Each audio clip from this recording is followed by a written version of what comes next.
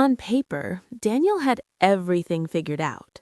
A stable job, a respectable title, a routine that looked productive from the outside. People told him he was lucky, and for a long time, he believed them. Every morning he woke up at the same time, wore the same neutral clothes, and logged into a system that promised security in exchange for consistency. It didn't feel dangerous, it felt responsible. Daniel was 34 and had worked for the company for nearly 7 years, long enough to trust it, long enough to stop questioning it. The kind of place that talked about culture, growth, and opportunity, while quietly measuring everything in numbers: performance metrics, efficiency scores, quarterly results. Daniel didn't mind, at least not at first. He believed that hard work spoke louder than anything else. In the beginning, the job gave him confidence, clear expectations, predictable outcomes. Praise came occasionally, just enough to keep him motivated. Promotions were promised, always just one review cycle away. Daniel learned how to be reliable, how to avoid mistakes, how to stay invisible in the right ways. He thought that was success. But over time, something shifted. The feedback became less specific. The praise disappeared, replaced by neutral phrases like meeting expectations and room for improvement. Daniel worked harder, stayed later, answered messages outside office hours. He told himself this was normal. Everyone did it. This was how careers were built. Meetings began to feel different. His ideas were acknowledged but never acted on. Decisions were made without him, even when they directly affected his work. Managers changed, priorities shifted, and explanations became vague. Daniel felt a quiet pressure to adapt without being told what he was adapting to. He started doubting himself, not dramatically, subtly. A hesitation before speaking, a pause before submitting work. The confidence he once had slowly thinned out, replaced by caution. He noticed he was constantly monitoring his tone, his wording, his availability.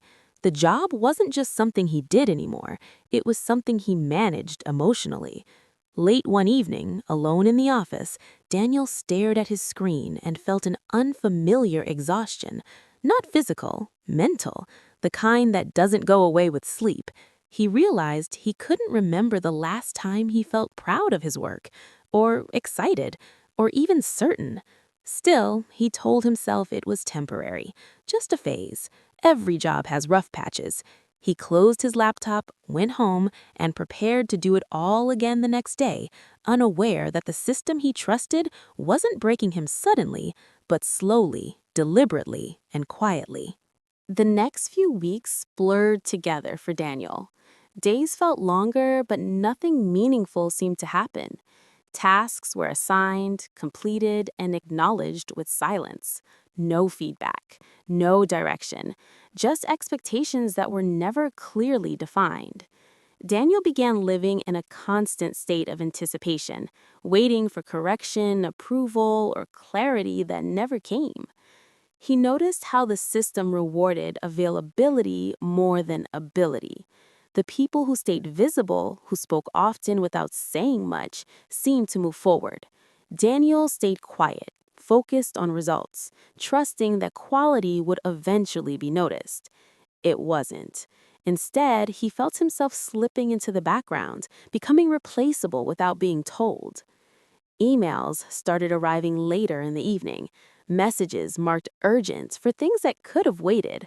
Daniel responded instantly, afraid that silence would be interpreted as disinterest. Over time, that fear became routine. He stopped logging off mentally, even when the workday ended. His mind stayed inside the system, replaying tasks, conversations, and what he could have done differently. At home, the job followed him. He checked notifications during dinner. He rewrote emails in his head before sleeping. Conversations with friends felt distant because his thoughts were always elsewhere. When people asked how work was going, he smiled and said, "Busy," because explaining the truth felt too complicated. One afternoon, his manager scheduled a short meeting. No context, just a calendar invite. Daniel spent hours preparing, reviewing his work, anticipating criticism. When the meeting finally happened, it lasted less than 10 minutes. Vague comments, neutral tone, no specifics. We just want to make sure you're aligned. Aligned with what? Daniel wasn't sure. That uncertainty did something to him. He started overcorrecting, working longer hours, double-checking everything, avoiding risks. Creativity disappeared, replaced by survival. His work became safe, predictable, invisible. And while no one said it out loud, Daniel felt the message clearly. Don't stand out, don't fail, don't ask too many questions. He began noticing others around him changing too. Colleagues grew quieter, meetings felt tense, cautious. People spoke in polished language, carefully avoiding honesty. The workplace no longer felt like a team. It felt like a system optimizing itself, slowly removing anything unpredictable. Late one night, Daniel caught his reflection in the dark screen of his laptop. He barely recognized the person staring back. The confidence he once had was gone, replaced by constant self-monitoring. He wondered when work had stopped being something he did and started becoming something that defined him. Still, he stayed, because leaving felt risky, because stability was comforting, because the system never openly pushed him out.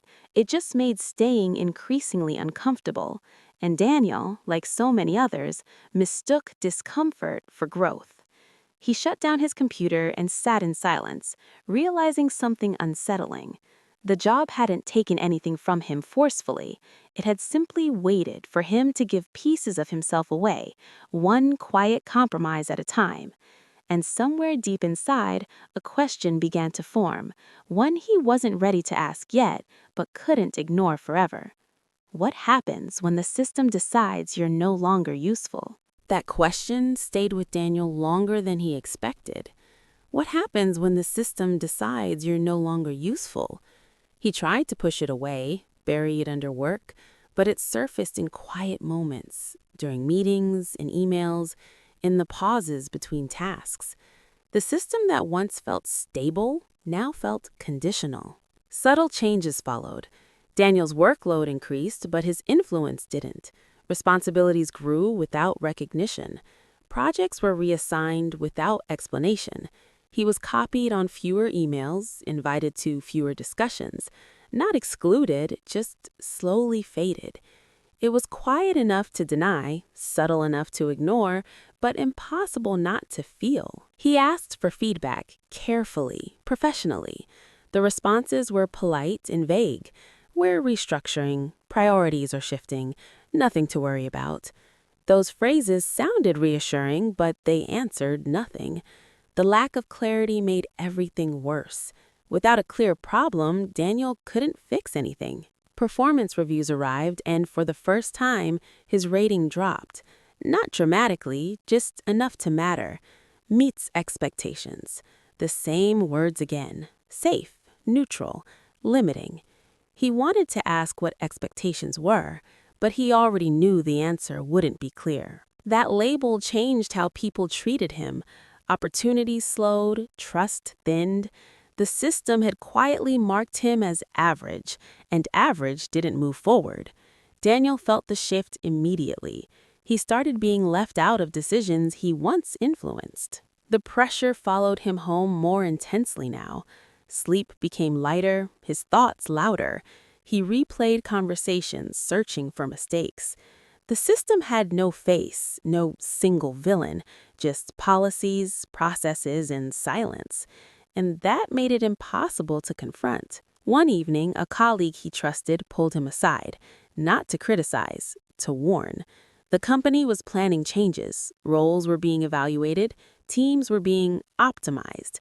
Daniel listened, nodding, pretending he wasn't already feeling the ground shift beneath him. That night, he opened his laptop and updated his resume for the first time in years. The act felt strange, almost disloyal, as if preparing for escape meant admitting failure. But as he typed, he realized how much he had given to a system that no longer gave anything back. Still, fear held him in place. The job paid the bills. The uncertainty outside felt heavier than the quiet pressure inside. The system relied on that fear. It didn't need to trap people. It only needed them to stay comfortable enough to remain. Daniel closed his laptop without applying anywhere. Not yet. He wasn't ready to accept what was coming.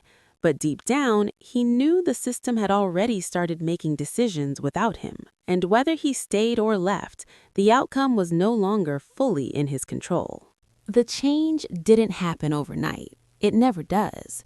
It arrived disguised as normalcy. A meeting here, a process update there, small adjustments that seemed harmless on their own. But together, they formed a pattern Daniel couldn't ignore anymore. His role began to shrink, not in title, but in substance. Tasks that once required judgment were replaced with routine work. Decisions were made elsewhere. He was informed after the fact, expected to adapt without input.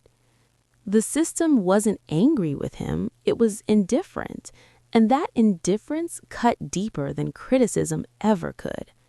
Daniel tried to speak up, carefully, respectfully. He asked about growth, about future opportunities, about where he fit in the long-term picture. The answers were polite but empty. We'll revisit this. Let's see how things evolve. Evolution, he realized, was happening without him. Meetings became exhausting. He found himself listening more than speaking, observing the same polished phrases repeated again and again. Everyone sounded aligned, everyone nodded, but no one seemed truly engaged. It felt like watching a performance rather than participating in a conversation. At home, the pressure showed. Daniel became quieter, distracted. He stopped talking about work altogether, as if naming the problem would make it real. His confidence thinned, replaced by constant self-doubt. Even simple decisions began to feel heavy, as if the system had trained him to second-guess himself everywhere. One afternoon, an email arrived that confirmed what Daniel had sensed for months. A reorganization discussion. No explanation, no agenda, just a scheduled time.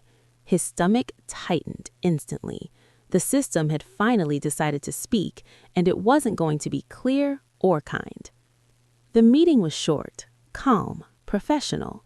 They spoke about alignment, efficiency, and future direction. Daniel listened, nodding, barely breathing.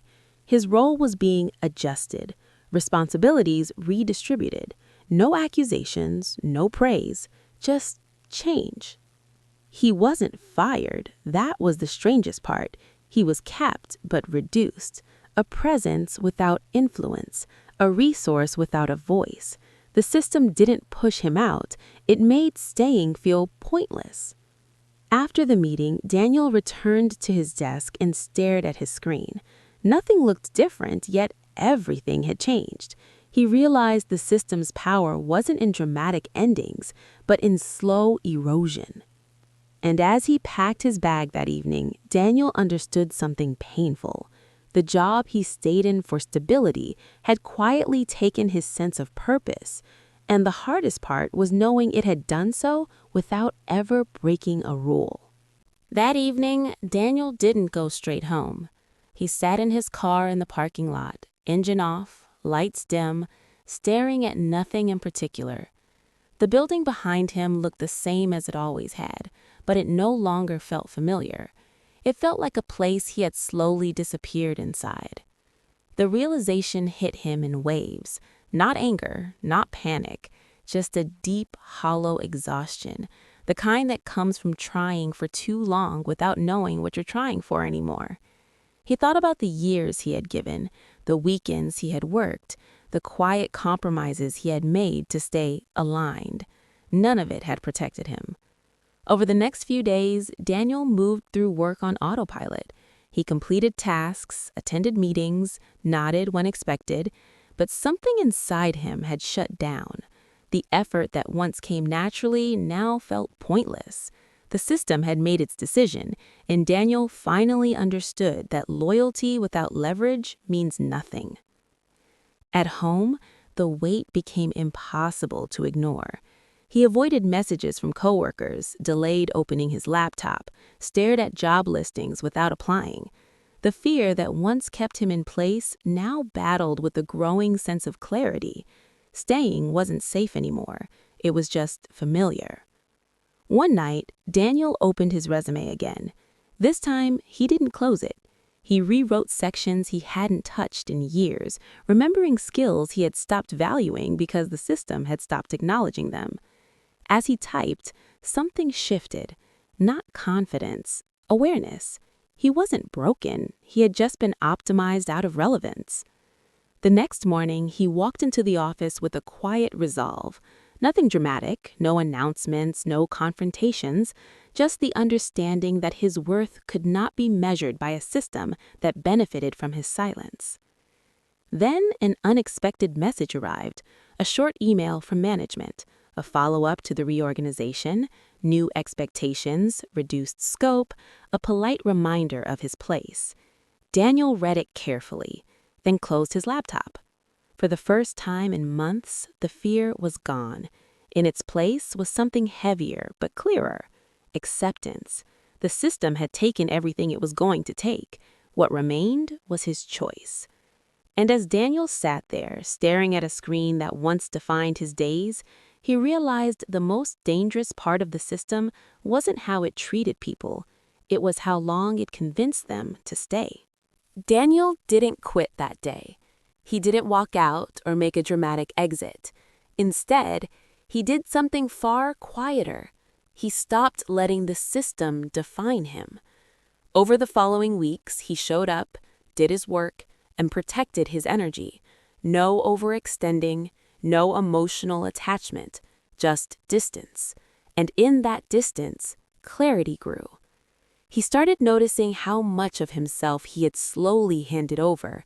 His confidence, his voice, his sense of direction, none of it had been taken aggressively. It had been requested politely, gradually, wrapped in language about growth and alignment. The system hadn't broken him, it had trained him. Outside of work, Daniel began rebuilding parts of his life he had neglected. Old interests returned, conversations felt lighter, decisions came easier. The constant weight on his mind began to lift, replaced by a cautious awareness. He wasn't healed yet, but he was awake. Eventually, he started applying for roles, not desperately, not fearfully, but intentionally. He asked better questions, he paid attention to tone, culture, and clarity. He recognized the signs now: vague promises, undefined expectations, silent pressure. What once felt normal now felt familiar in the wrong way. When the offer finally came, it wasn't perfect, but it was honest. Clear boundaries, defined expectations, respect without performance. Daniel accepted it without hesitation, not because it was better on paper, but because it didn't ask him to disappear in order to belong. On his last day at the old company, nothing special happened. No speech, no acknowledgement, just a quiet logout, a closed laptop, and a badge left behind. The system moved on immediately, and for the first time, Daniel didn't take that personally. Walking out of the building, he felt something unfamiliar: lightness, not relief, not excitement, freedom from constant self-measurement.